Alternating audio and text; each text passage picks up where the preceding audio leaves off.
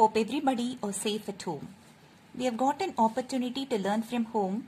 Let us make use of this opportunity to the extent possible. I would like to teach you the first poem, The Castle, written by Edwin Moir, a Scottish poet.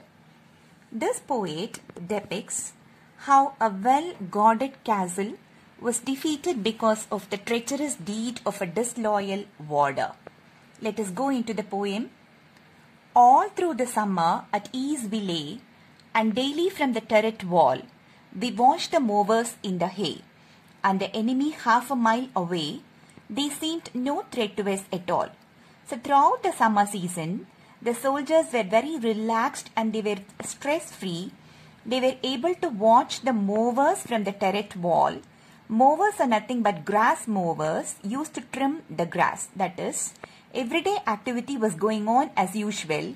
They were able to watch the enemies from the turret wall, and the enemies were only half a mile away, so they didn't have any threat to them at all.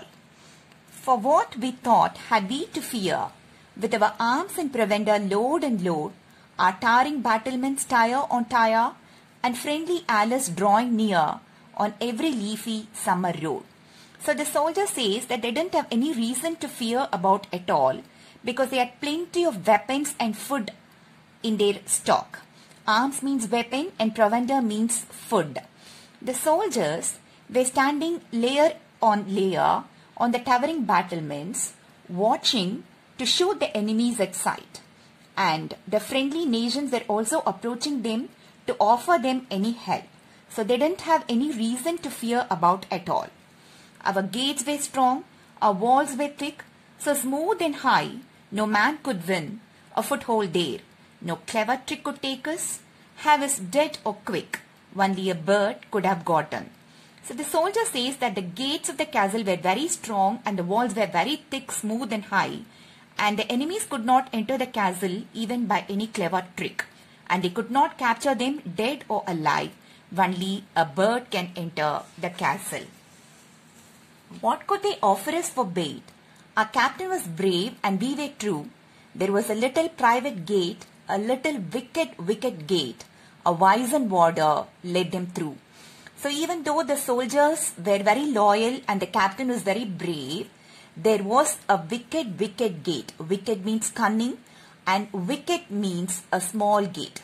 So a disloyal warder led the enemies through the small gate for a private gain, and the castle was captured because of the treacherous deed of the disloyal warder. Oh, then our maze of tunnel stone grew thin and treacherous as air. The cause was lost without a groan, the famous citadel overthrown, and all its secret galleries bare. The castle had a very intricate path, a maze of tunneled stone, but the soldier led the enemies through this intricate path, and the famous citadel was defeated easily as the enemies entered inside and all the secret galleries were exposed to the enemies. How can this shameful tale be told? I will maintain until my death. We could do nothing being sold. Our only enemy was gold, and we had no arms to fight it with. So the soldier laments that this shameful tale cannot be said, and he'll maintain it as a secret until his death. They were sold for the greed for gold. Their real enemy was gold, that is the greed for gold, and they didn't have any weapons to fight with this greed for gold. And this greed of one soldier led to the defeat of a strong and defensive castle. So this is the poem. Now let us learn the figures of speech in this poem. Coming to the rhyme scheme of the poem, the first, third and fourth line are rhyming. The second and fifth line are rhyming. Lay, hay, away are rhyming. Wall and all are rhyming. So the rhyme scheme is A, B, and the same pattern repeats for all the stanzas. Apart from this poem also has a very important figure of speech, that is rhetorical question. Rhetorical question either doesn't or the answer is very obvious. See, for example, how can this shameful tale be told isn't a form of a question, but really it isn't a question. It just means that this shameful tale cannot be said at all. So this is a rhetorical question. How can this shameful tale be told? Similarly, what could they offer us for bait is also a rhetorical question. So this is another important figure of speech in this poem. And our only enemy was gold. Gold in turn implies wealth or money. There is a hidden meaning there. So this is a allegory. So these are the figures of speech in this poem. Similarly, there is another important figure of speech in this poem, that is a rhetorical question. Rhetorical question either does not have an answer or the answer is very obvious. See, for example, how can this shameful tale be told? Though it's in the form of a question, it is really not a question. And the meaning is that the shameful tale cannot be said at all. Okay. So this is a rhetorical question.